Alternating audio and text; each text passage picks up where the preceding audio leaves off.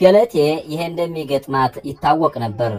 ሴት አትሌቶችን የሚያድኑ ወንዶችና ያልተሰሙ የገለቴ ቡርቃ ታሪክ።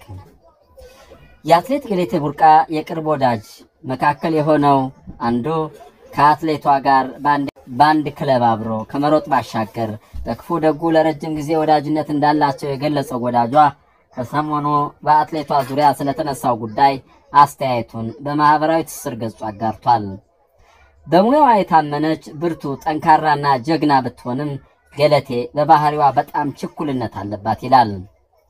ከገለቴ ታሪክ በመነሳት ከሷ ባሻገር በጥቅሉ ለሴት አትሌቶች የጥንቃቄና ወንድማዊ ምክሩን ለግሷል። በንግግሩም እንዲህ አለ።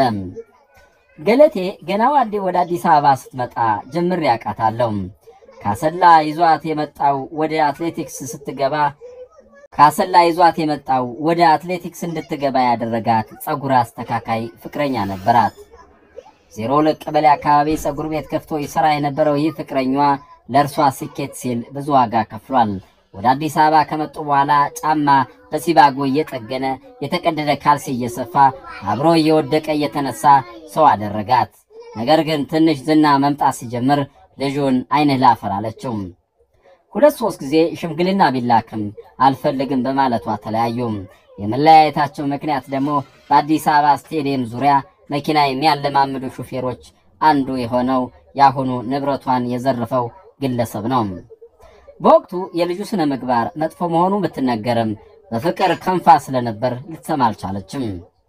ዛሬ ላይ አጀብ ነው ብለው እንደ አዲስ የሚያወሩት አትሌቶች ጨምሮ የአትሌቲክስ ፌዴሬሽን ሰዎችም ይሄ እንደሚከሰት እና ባዶ እጇን እንደምትቀር ቀድመው ያውቁ ነበር። ይሄ ገለቴ ታሪክ ብቻ አይደለም፣ የበርካታ የሀገራችን ሴት አትሌቶች ችግር እንጂ።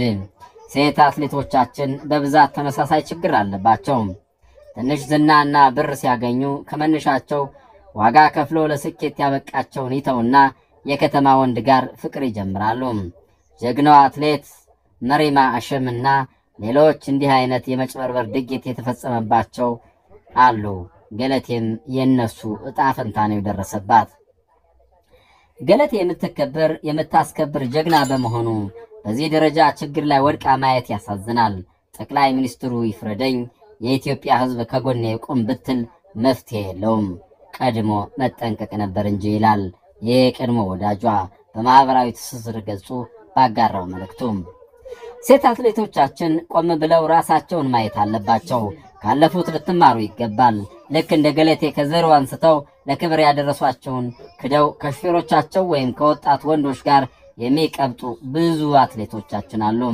አሁንም ከሰፈራችሁበት ቁና እንዳትሰፈሩ ከገለቴ ተማሩ። ገንዘብና ዝና ሲመጣ የድሮ ፍቅረኞቻችሁን ትታችሁ በቅቤ ምላስ ተታላችሁ ውድቀታችሁን አታፋጥኑ። ወደ ራሳችሁ ተመልሳችሁ ልክ እንደነ መሰረት ደፋር፣ ጌጤ ዋሜ፣ ደራርቱ እና ከታች ጀምሮ አብሯችሁ የመጣን የትዳር አጋር በማስቀጠል ስኬታማ ሁኑ። ዝና አያስክራችሁ። ዶላር መቁጠር ስትጀምሩ ያለፈ ህይወታችሁን አትርሱ ያለው የአትሌቷ ወዳጅ። በመጨረሻም በእህታችን ላይ ይህን ያደረሰው ፍትህ አግኝቶ ንብረቷ ተመልሶላት ማየት ምኞቱ እንደሆነ በማህበራዊ ትስስር ገጹ ያስተላልፈው የቪዲዮ መልእክት ይገልጻል።